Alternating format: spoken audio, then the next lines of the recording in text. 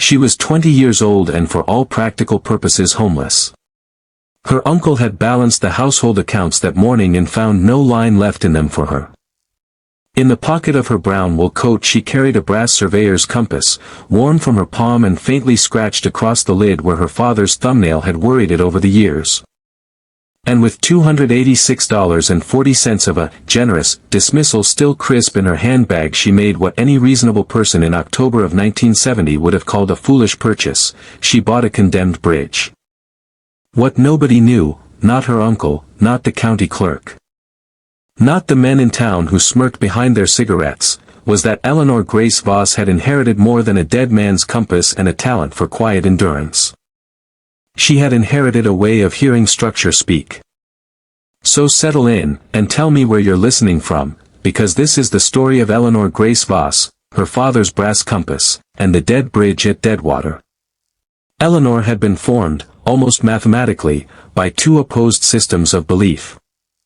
One was the ledger book of profit and loss, with its ruled columns, its tidy reckonings, its insistence that value must be counted or it did not exist. The other was the elegant logic of a machine, which asked not what a thing could fetch but whether it still held true, whether its bearings aligned, whether its load could be carried without complaint. Her father belonged to the second world entirely. Martin Voss was a millwright who moved through life smelling of hot metal, cedar dust, damp canvas, and the clean mineral tang of river wind.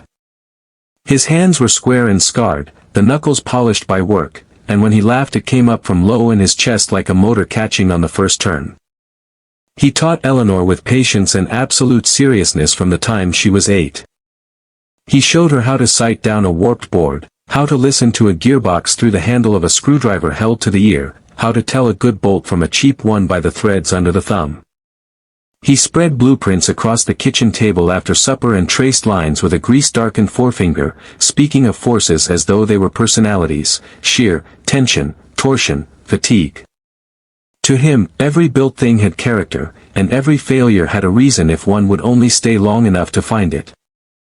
He died in 1963, in the fast and graceless way working men often did, when a hoist cable frayed through at the county yard and a steel housing came down before the shouted warning reached him.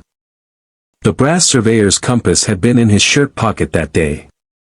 It was returned to Eleanor in a paper sack with his watch chain and 2 bent pencils.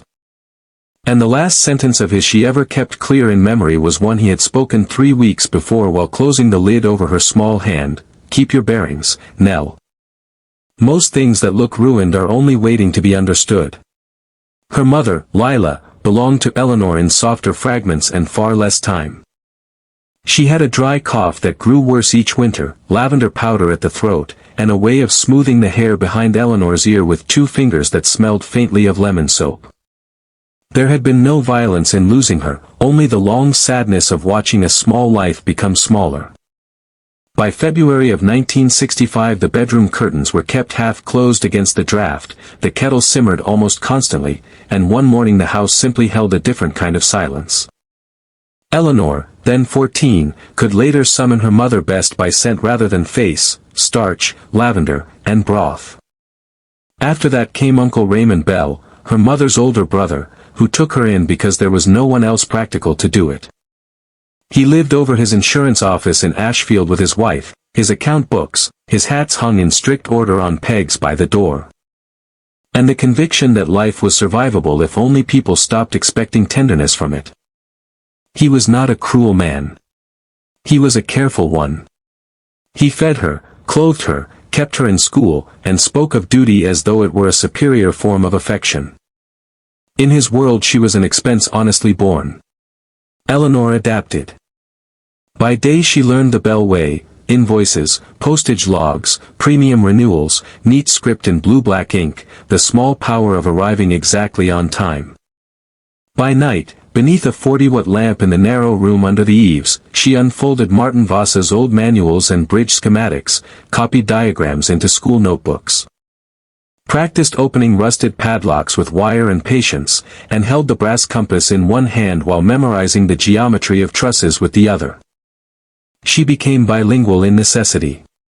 She could total a column in her head before most men had uncapped their pens, and she could also identify a stripped thread by touch in the dark. The dismissal came on a Tuesday at 5:18 in the afternoon, under a kitchen light that hummed faintly and made the chrome edging of the table look cold. Uncle Raymond did not ask her to sit. He stood near the sink with his cuffs rolled once and a folded envelope in hand, not looking at her directly but at the sugar bowl, the dish towel. The window over the alley where rainwater from noon still streaked the glass. The reason, when it came, was the sort that could have been entered into a bookkeeping ledger without a moral adjective attached to it. His daughter Ruth and her husband were coming back to Ashfield from Des Moines because the dealership where the young man worked had cut staff after a merger. Ruth was 6 months pregnant. The spare room was no longer spare, the office above which they lived would not be expanding payroll before the new year, the household budget had reached its useful limit. That was all. Not malice. Not a raised voice. Only cold calculus laid flat between them like cutlery. He cleared his throat and said, in the tone he used for policy amendments, "I have gone over it from every side I know. We cannot continue this arrangement. You have been with us 5 years. You are healthy, educated, and capable. There is $312.84 in this envelope. I consider that generous." Eleanor heard, more than saw, Aunt Marjorie moving in the front room and not coming in. The smell of boiled potatoes and furniture polish hung in the house. Her pulse lifted once, then settled. She did not plead. The ledger book of profit and loss had no row set aside for begging. She only set her fingertips lightly against the back of the kitchen chair and asked, after a pause that gave him the dignity of not being hurried, "When would you like me to go?" He answered at once. Grateful perhaps for the absence of scene. By morning would be best. She nodded. "Very well," she said. "Thank you for telling me plainly." She packed in 27 minutes. She took 2 cotton shirtwaists, 1 navy skirt, 1 brown dress good enough for churches and funerals, her winter coat, 2 pairs of stockings rolled inside her shoes. An enamel mug with a chip on the rim, a mending tin, her father's brass compass, and a shoe box full of manuals tied with clothesline. She added a notebook, 3 sharpened pencils, a half loaf of bread wrapped in wax paper, and the envelope with the $312.84.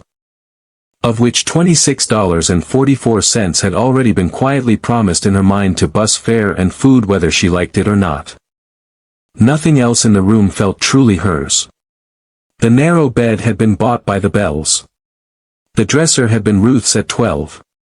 The curtain fabric had been Aunt Marjorie's choice. On the chest of drawers there had once stood a school photograph of Eleanor in a cardigan, taken the year she joined the Commercial Typing Club. Now in its place sat a silver-framed picture of Ruth and her husband smiling beside a borrowed Buick. That small substitution, more than the envelope, told the entire truth. Eleanor was not being erased. She had simply never been inked deeply enough to survive revision. She closed her suitcase, slipped the brass compass into the inside pocket of her coat where its round weight rested against her ribs, and paused 1 second at the bedroom door. No one came to stop her. No one came to watch. She drew the door shut carefully, so carefully the latch made almost no sound at all. And went down the back stairs into the blue chill of October evening with her father's compass pressing like a second heartbeat against her body. The bus out of Ashfield smelled of diesel fumes, wet wool, stale tobacco, and the sweet paper scent of comic books carried by a boy 3 seats up. Eleanor rode west on cracked red vinyl beside a woman with a hat box and a man who slept with his mouth open, his breath sour with peppermint and coffee. Dust drew pale lines across the window glass every time the bus left pavement for a stretch of patched county road. At 20, with 1 suitcase under her knees and her shoe box of manuals on the seat beside her, Eleanor found herself oddly calm. She had long ago discovered a sentence that steadied her when other people's decisions altered the shape of her days: one cannot truly lose what one never possessed. It was not a bitter thought. It was almost a mercy. At the second depot, a narrow cinderblock station in Mason Ridge with a vending machine that coughed warm cola and a bulletin board layered in notices, she saw the handbill that changed everything. County Disposal of Surplus Right-of-Way Improvements, it read in purple mimeograph ink, and beneath that, among listings for fence sections, a disused gravel loader, and 3 condemned sheds. There was a line that stopped her breath for the span of 2 heartbeats: former Ralston Vertical-Lift Bridge, Deadwater Township. Closed to traffic June 18, 1970. Tax lien sale. Inquire at Township Office. Deadwater. The name sounded like an ending in a dare. She bought a 15-cent cup of coffee from the machine, read the handbill 3 times. And by the time the bus pulled out again she had already changed at the junction for the road that would take her there. Deadwater was the kind of place from which color seemed to have retreated in stages. The paint had gone first, then the commerce, then whatever optimism required a steady river to sustain it. By the time Eleanor stepped down from the local bus at 3:42 on Thursday afternoon, the town looked sun-bleached and wind-planed, with 2 blocks of low storefronts, a shuttered feed store, a diner with 1 working neon letter, and beyond them a riverbed that was less a river than a long scar of mud, weed, and glinting stagnant pools. Cottonwoods leaned at angles over the banks, their leaves paper dry. Old mooring posts stood in the shallows without boats. And above that absence, above the vanished purpose of the place, rose the bridge. It crossed the dead channel in 1 broad iron span, a vertical lift bridge far too grand for what remained below it, with twin towers of lattice steel, rust-bruised girders, hanging cables, and an operator's house perched like a weather-beaten chapel over the center. It was absurd, magnificent, utterly abandoned. The lower roadway was blocked at both ends by striped barriers and bent chain. 1 gull perched on the lift truss as if claiming final jurisdiction. Eleanor stood with the dust of the bus still on her stockings and felt the bridge pull at her with immediate, almost embarrassing force. It was a forgotten ledger entry, crossed out by men who preferred highways and arithmetic, and at the same time it was a machine whose bones, even at a distance, still held their argument together. It was both worlds that had made her. It was, in a way that startled her, something like a self-portrait. The township office occupied half of what had once been a grain buyer's storefront. A fly buzzed lazily against the front window. Behind a desk scarred by 20 years of ink bottles and elbows sat Harvey Pike, deputy clerk, assessor by necessity. And the sort of man whose face suggested he had been mildly disappointed by many things and permanently surprised by none. He wore sleeve garters and had the dry humor of those who process absurd requests professionally. When Eleanor asked about the Ralston Bridge, he took off his spectacles, wiped them with a handkerchief, and looked at her as if checking for a hidden audience. "The Folly," he said. "You don't mean the toll house lot. You mean the whole bridge." Eleanor said that she did. Harvey leaned back in his chair, which gave a protesting squeak. "Miss, that thing is worth less than the paper it takes to transfer it. County closed it overnight in June when the deck inspectors finally put their names on what everybody already knew. State route moved south. River traffic's dead. Nobody wants it but pigeons." He tapped the file with 1 nicotine-colored fingernail. "Taxes, penalties, and recording fees come to $286.40. That number landed inside Eleanor like a click of alignment. She opened her handbag, laid out bills smoothed flat from the envelope Uncle Raymond had given her, then counted out the balance in coins, 1 quarter, 1 dime, 1 nickel. Harvey Pike watched with an expression that was half disbelief and half bureaucratic amusement. "Well," he said at last, taking the money and drawing the receipt toward him, "the county has long prayed for a citizen with this particular form of religious conviction." He shrugged, almost kindly. May Providence enjoy a laugh. The transfer itself pleased Eleanor in ways she would not have been able to explain to anyone in that room. Harvey sanded the wet ink with a practiced pinch, pressed the township seal into a square of red wax that smelled faintly sweet and hot, and slid the brittle deed across to her along with 2 iron keys, 1 tagged Tower Access and the other Office, stuck. Her fingers left a smudge on the dry edge of the paper. For $286.40, exact and irreversible, Eleanor Grace Voss became owner of the dead bridge at Deadwater. She began at the east approach just before dusk. Carrying a borrowed flashlight, Harvey Pike had leant with the resigned air of a man humorously certain he would be seeing it again at the estate sale of a fool.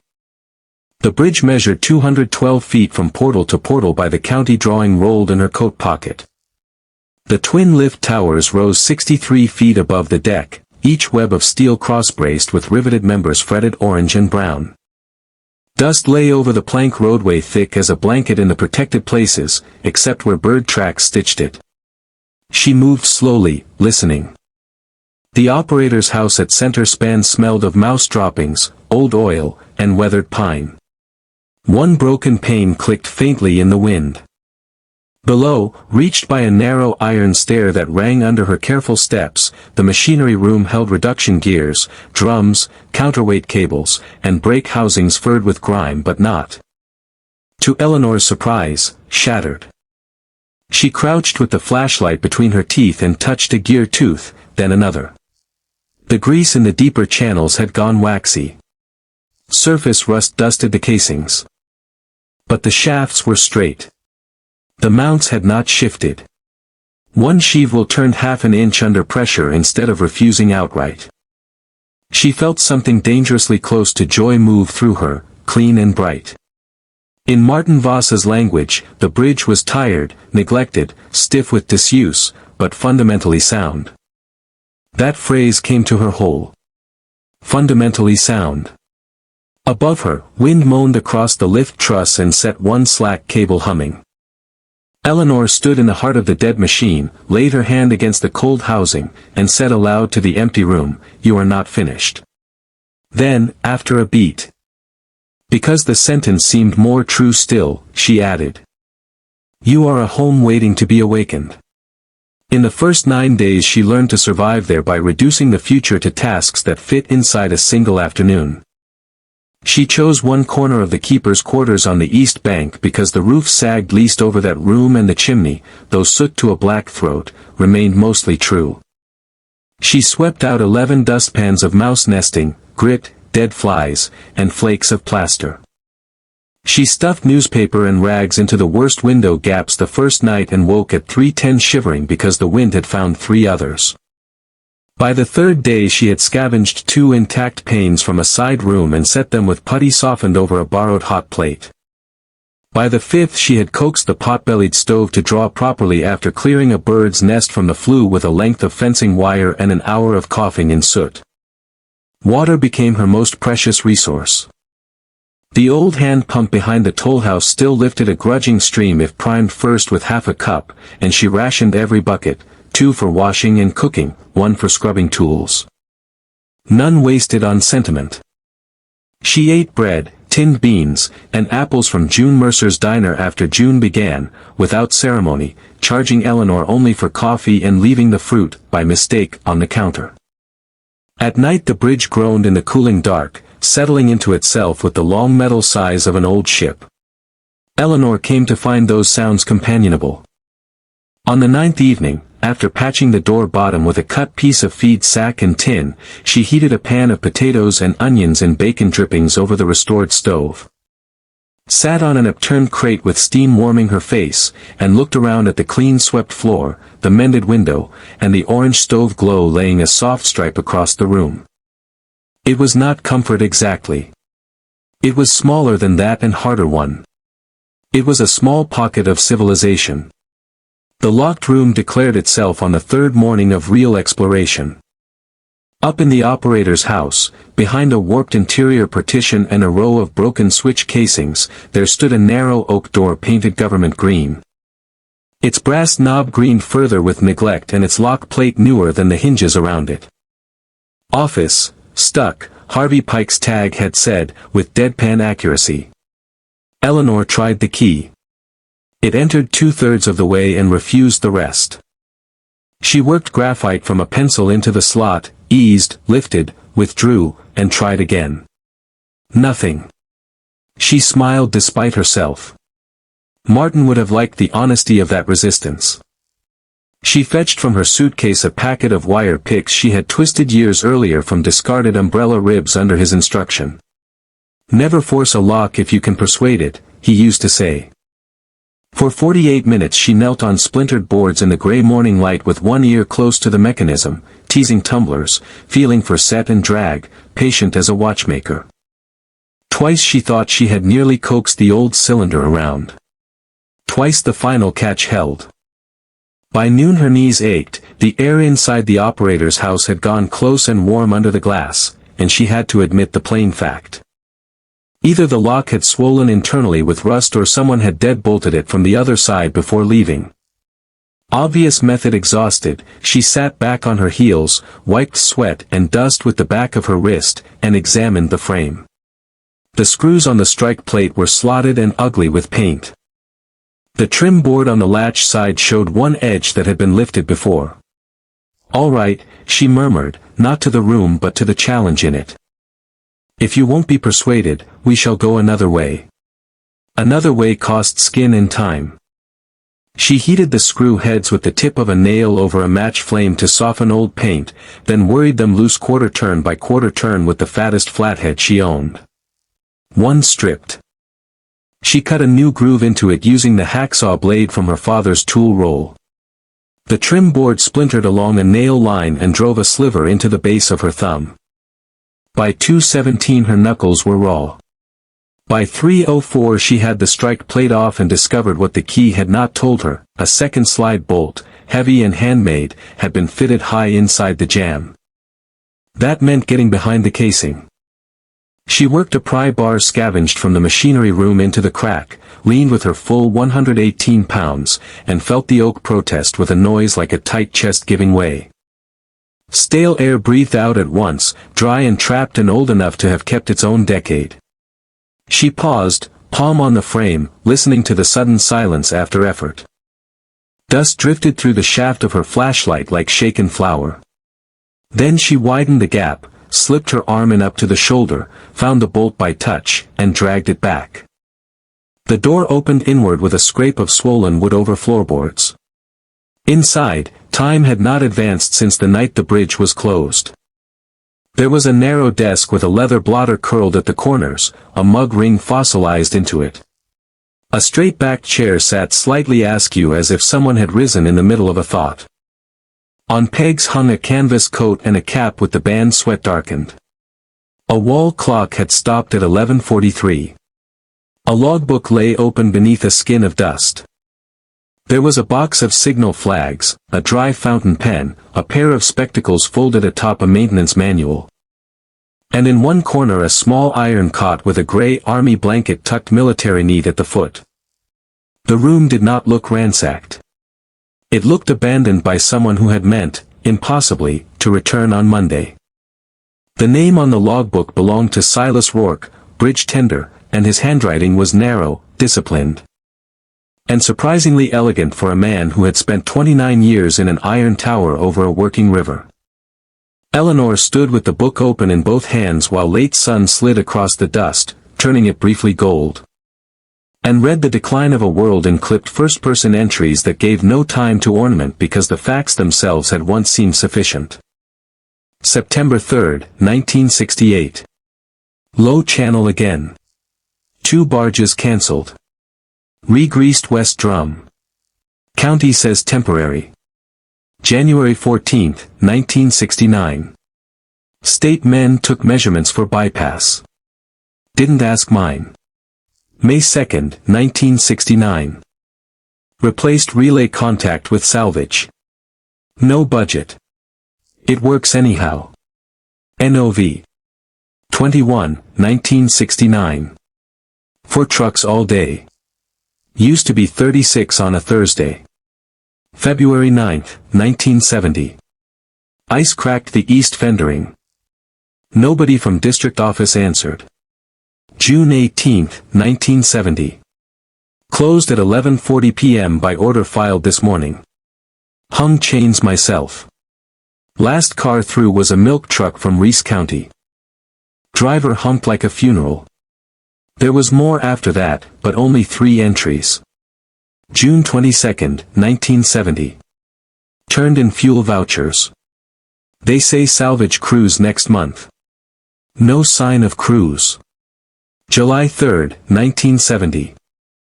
River smells bad in the heat. Gears still true. Strange comfort. July 11, 1970. If no one comes by Monday, I'll decide something. That was the last line. No flourish. No explanation. No record of where Silas Rourke went, or whether Monday produced an answer. Eleanor closed the book and rested it carefully on the desk. Outside, a cable clinked against its guide in the wind. She felt a quick, intimate sorrow for the unknown man who had stayed after the bridge ceased to justify itself on paper, who had continued oiling what the county had already mentally dismantled. He had spoken the language of the elegant logic of a machine even as the ledger book of profit and loss wrote his life into the margin. The hidden compartment announced itself not like revelation but like a mechanical inconsistency, and that was perhaps why it yielded to Eleanor instead of remaining a legend forever. She noticed first that the wainscoting panel behind the desk was walnut-stained 3 shades darker than the boards to either side, though all were equally dulled by dust. Then she crouched and rapped her knuckles softly from left to right. Solid. Solid. Solid. Hollow. She did it again, slower. The third section returned a different note, thinner and set back. Eleanor pulled the desk away, wincing at the shriek of its legs over the floorboards, and examined the seams. One molding strip had been pinned, not nailed. She pressed the left corner. Nothing. She pressed lower and felt a tiny give, as if spring steel had survived behind the wood. Her heart began to beat harder, not with greed but with the clear alertness of a problem fitting together under her hands. She tapped, listened, pressed, and finally slid the tip of her putty knife into a groove near the skirting. The panel released by half an inch. Inside, wrapped in oilcloth gone brittle at the folds, lay a rectangular metal cash box, a smaller bundle tied with faded blue ribbon, and an envelope browned at the edges but sealed in wax. Eleanor set them on the desk with extraordinary care. The cash box required 2 tries and a flattened hairpin to lift the simple catch. Inside were banded bills, old and newer together, and a bank envelope on which someone had written in block capitals $4,118.60, counted twice. Beneath that lay a few silver dollars, a watch key, and a receipt for savings withdrawn in 1961. The blue ribbon bundle, when she opened it, contained a silver thimble engraved with a tiny climbing rose and worn smooth at the crown. The envelope was addressed in the same narrow hand as the logbook, "To whomever finds this, provided they found it by work and not by accident." Eleanor laughed then, once, softly, and in disbelief. The room smelled of old paper, machine oil, and the faint mineral odor of dust disturbed after a long sleep. On the desk before her lay a secret measured not just in money but in intention. Silas Rourke's letter was 4 pages long, written on line stationery from the Deadwater Hotel, which had burned in 1962 according to the date at the top of the first sheet. Eleanor read it standing at first, then sat because certain griefs ask for posture. He began without preamble. "My name is Silas Edwin Rourke. If you are reading this, then I have either died, wandered off, or simply become one more thing this town failed to keep." He wrote that he had come to Deadwater in 1941 as assistant tender when the river still carried grain barges. When the bridge opened 14 times on a busy spring day and men cursed the delay from car windows because urgency itself was a sign of prosperity. He had married Ada Nolan, daughter of a dressmaker, in 1944, and she had sewn the signal pennants during the wartime shortages because procurement failed and the bridge still had to speak in color. The silver thimble had been hers. In January of 1956, while Silas worked the overnight shift in freezing fog, a crack flew in their cottage sent smoke where it should not have gone. By the time a neighbor broke the back window, Ada and their 6-year-old son Peter were beyond help. "I remained," he wrote, "because the bridge was what I knew and because leaving felt too much like agreeing that a world could end in a single night and then be discussed as an unfortunate fact." He saved money not from cleverness but from inertia. There was no family left to spend it on, and he distrusted institutions enough to prefer the bridge's wall to any bank whose men wore sympathy like a necktie. He wrote of the town's shrinkage, of the river's slow retreat, of county officials who were not villains so much as servants of arithmetic. They could not defend what did not pay. Neither, perhaps, can anyone for long. The sentence that stopped Eleanor longest was written near the end in firmer ink, as if he had pressed the nib deeper for certainty. If you have found this by patience and vision, then take the money. It belongs to whoever can still locate value in what everyone else abandoned. There were 2 short passages on the last page that Eleanor read 3 times each. The first said, plainly, I did not spend this because money could not solve the thing that was wrong with my life. The second said, just as plainly, perhaps it can solve the thing that is wrong with yours. He asked for no memorial. He requested only that if the bridge ever lived in any useful sense again, someone open a window in the office once a week so the room would not go sour. Eleanor set the letter down, then picked up Ada Rourke's silver thimble in one hand and her father's brass surveyor's compass in the other. The thimble was light, dented, intimate, a thing made for mending with steady fingers. The compass was heavier, mechanical, built to find bearing when the landscape gave none. One was a guide to direction. The other was a reminder that what was torn could be repaired stitch by stitch, with persistence invisible to the casual eye. The bridge office, with its stale trapped air and dead clock and man's last unclaimed pages, did not feel haunted exactly. It felt entrusted. Eleanor looked through the dusty window toward the dry channel, the town beyond, the west road that no longer mattered to the state. And for the first time since Uncle Raymond had stood by the sink with the envelope in his hand, she felt the shape of a future formed cleanly inside her. She would not leave. She would not spend Silas Rourke's hidden money on escape or comfort alone.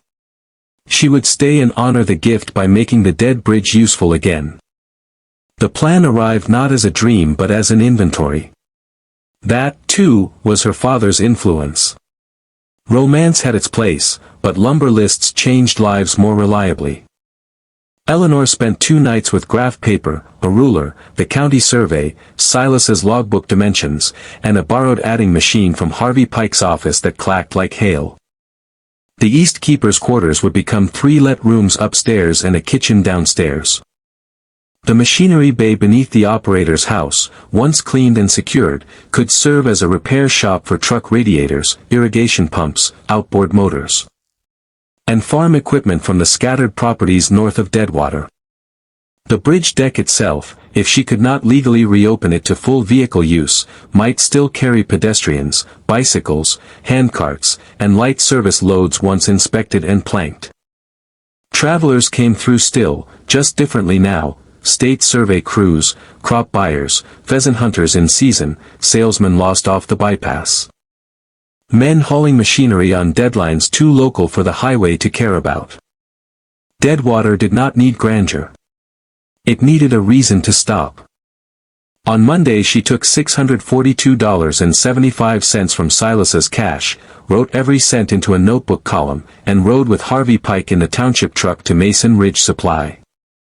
She bought 8 lengths of 2 by 6 fir, 14 panes of salvage glass, 25 pounds of galvanized nails, 3 boxes of carriage bolts, 4 tubes of glazing compound, 2 sacks of dry cement, 1 roll of tar paper, 2 gallons of rust-inhibiting primer, 3 gallons of bridge green enamel because it was on sale, stove pipe elbows, weather stripping, a keg of mixed screws, linseed putty, caulking rope, a used mattress, and 6 white cotton curtains from a liquidation bin that made Harvey Pike lift one eyebrow but say nothing.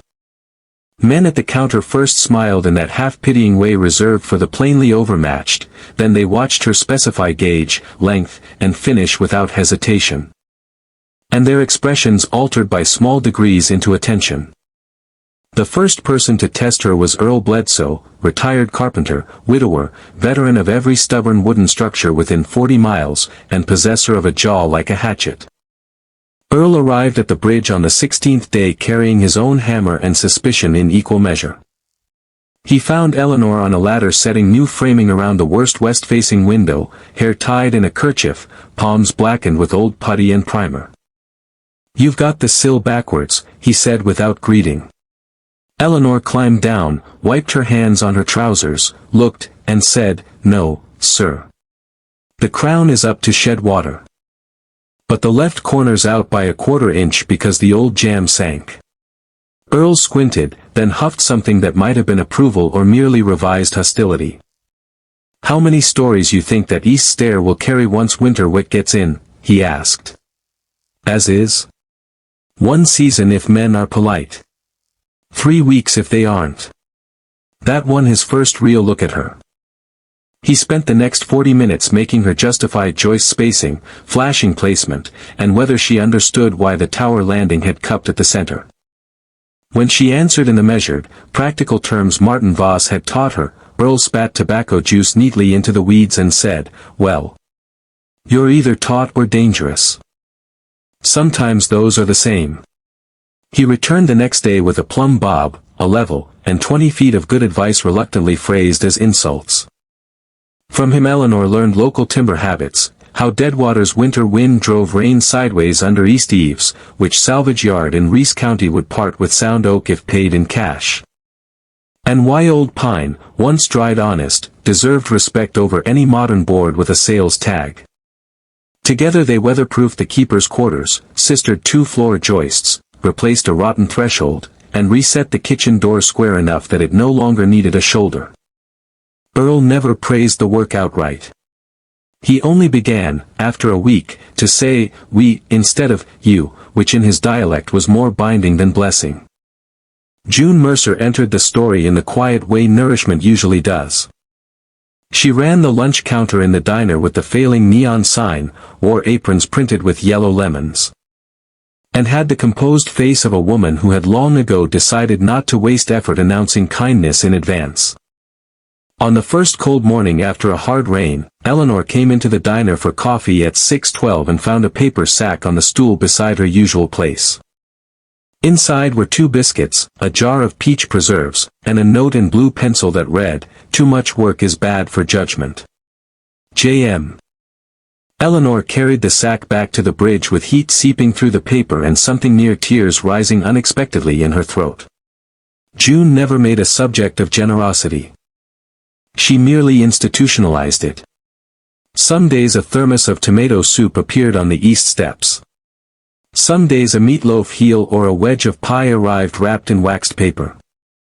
When Eleanor tried to pay extra, June said, "If you insist on turning a dead bridge into a business, I reserve the right to invest early." Their conversations were practical and therefore affectionate. "Eat before the wind comes up," June would say, sliding over a bowl of chili dents with cumin and onion. Or, "You look peaked. That means you've forgotten lunch again."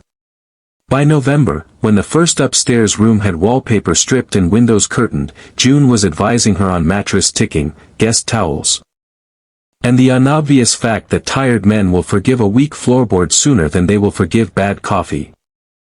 "Hospitality is only mechanics by softer means," Eleanor said once, half joking. June smiled as she polished spoons. "Exactly," she replied. "Everything runs better when it is fed." There was no ceremony to their bond. It grew in steam, salt, and the regular exchange of what each could supply the other. The third essential person arrived in a spill of sparks. Calvin Ruiz was 27, owner of the filling station and welding shed on the South Road, son of a railroad boilermaker, and one of the few men in 3 counties who could look at a seized assembly without first declaring it impossible. He came to the bridge because Earl Bledsoe told him, with theatrical contempt, that a girl on the Ralston span is about to take apart a break housing without enough sense to be frightened. What Calvin found was Eleanor on her back under the machinery frame, flashlight hooked by wire above her shoulder, coaxing a fused pin loose with penetrating oil, heat, and patient taps in a pattern Martin Voss had called persuading a stubborn mule. Calvin crouched, watched for 3 full minutes, then said, "Who taught you that sequence?" She slid out, pushed hair from her forehead with an oily wrist, and answered, My father. What was his trade? Millwright. Bridge and yard work mostly. Calvin nodded slowly. He brazed with a feathered edge. Eleanor looked up sharp at that. Yes. Calvin grinned then, quick and boyish beneath welding scars and sun. Mine too. Different men, same school. From that day he became collaborator more than helper. He brought acetylene for the worst frozen bolts, cut new gusset plates where corrosion had chewed thin, and showed Eleanor how to improvise a serviceable cable lubrication rig from a garden sprayer. Felt pads, and profanity. Their partnership was built not on flirtation or idealized understanding but on competent mutual recognition, which is often a deeper ease. They argued about tolerances, laughed rarely but well, and worked side by side until metal filings glittered in their cuffs. Earl contributed judgment, June provided sustenance, Calvin supplied muscle and fire. None of these relationships fit the sentimental model people prefer in stories. They were not friendships in the conventional sense. They were a community assembled through shared work, precise need, and the gradual discovery that usefulness can be a language of devotion. Winter entered, then slackened. Snow came twice and both times turned to iron-colored slush on the bridge deck before noon. Eleanor learned to keep rags warming on the stove so her hands could bend after handling steel in dawn cold. By February she had completed 3 repair campaigns that made the entire enterprise feel less like defiance and more like fact.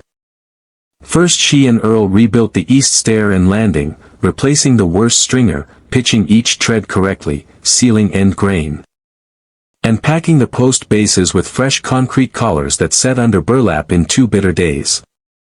Second she and Calvin disassembled the west brake assembly far enough to clean the shoes, replace rivets, free the linkage, and establish that the lifting machinery, though never again suited for official traffic without far more inspection than Deadwater would pay for, was mechanically capable of limited demonstration motion under strict control.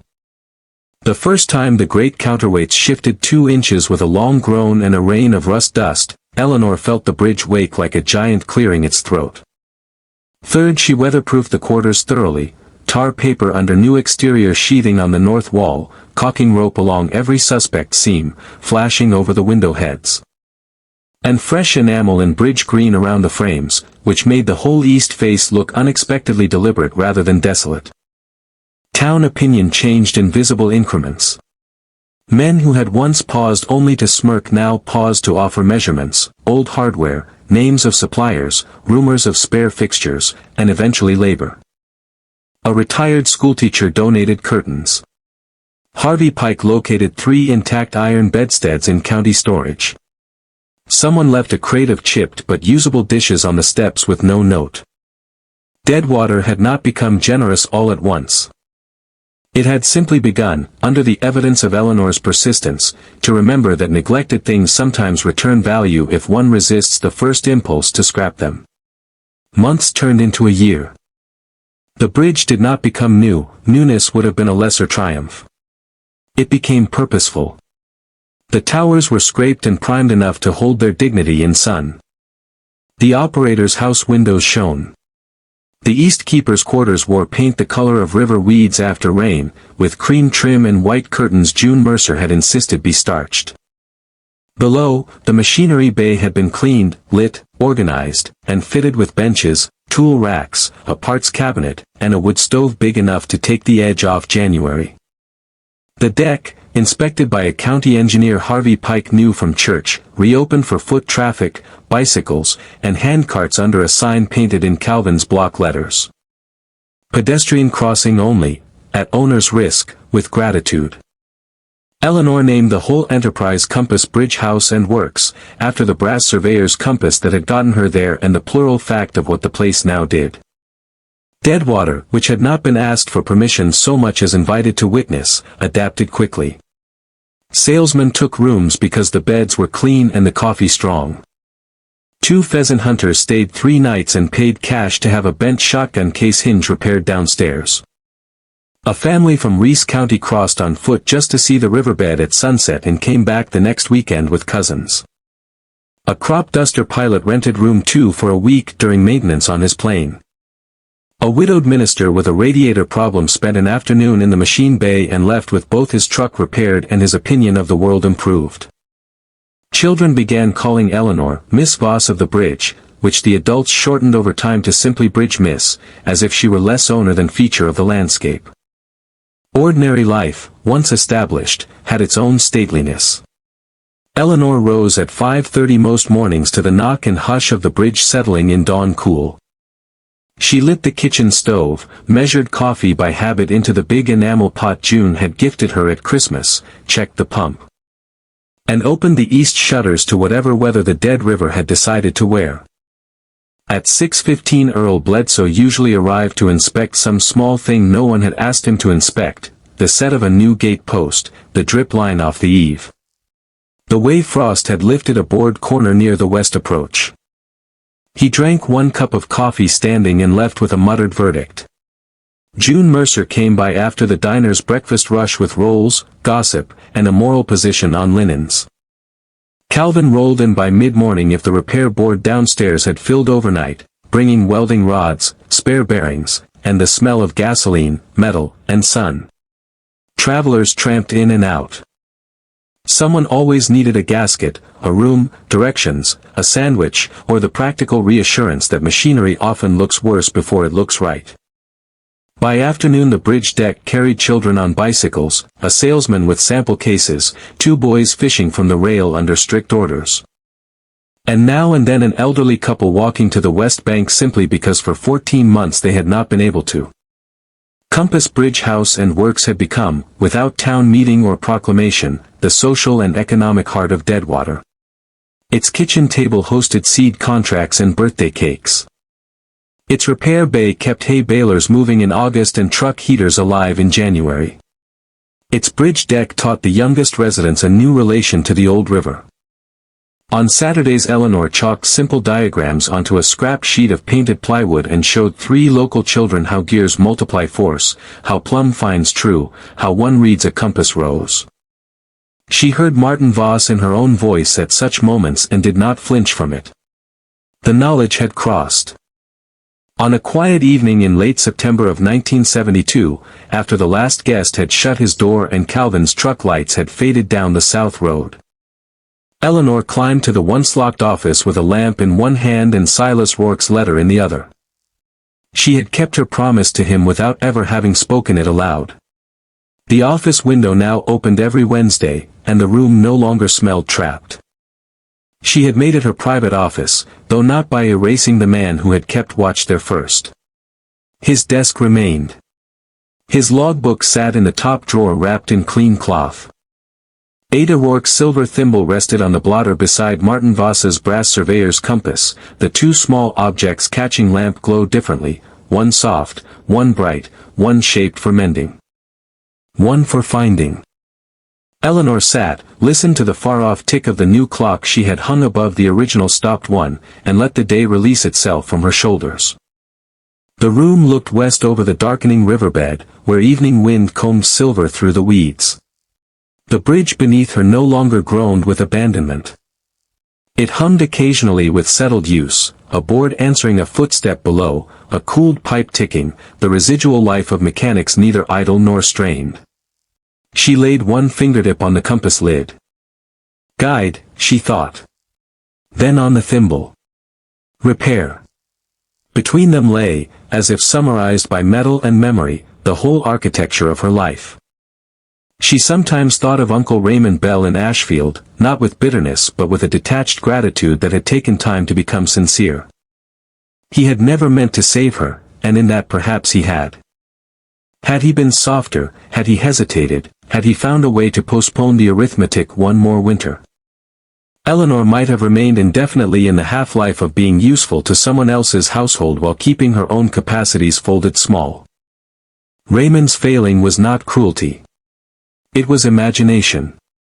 He belonged too fully to the ledger book of profit and loss to conceive that a young woman could take a dismissed sum, buy a dead bridge in a dying town, and uncover within it not only hidden money but a predecessor's faith, a vocation, a business, a circle of laboring loyalties, and a place in the world built with her own hands. She bore him no debt beyond the plain one already paid, the envelope, the honesty, the closing of a door that forced another open.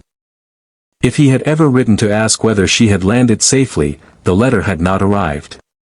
If he thought of her, he probably pictured a boarding room, a typing desk, a modest marriage. He could not have imagined children racing bicycles over a span he had never seen, or farmers waiting their turn at a repair bench below a restored lift tower. Or the sound of Deadwater saying, "Bridge miss," with affection rather than amusement. He could not have imagined the office where she now sat, under lamplight, flanked by a silver thimble and a brass compass like twin emblems of survival made useful. Eleanor Grace Voss had been 20 years old and for all practical purposes homeless when she spent exactly $286.40 on a bridge the county had closed overnight in 1970. Men later said she had bought iron, river wind, bad lumber, and trouble. They were not wrong, exactly. But trouble is sometimes only unclaimed structure, and ruin is sometimes a machine waiting for the right listener. The brass compass from her father had brought her true, and the silver thimble from Silas Rourke's hidden wall had taught her that lives, like buildings, are often restored not by miracle but by consecutive acts of careful repair. It was the best $286.40 she ever spent. It had bought her more than a home, it had bought her a life.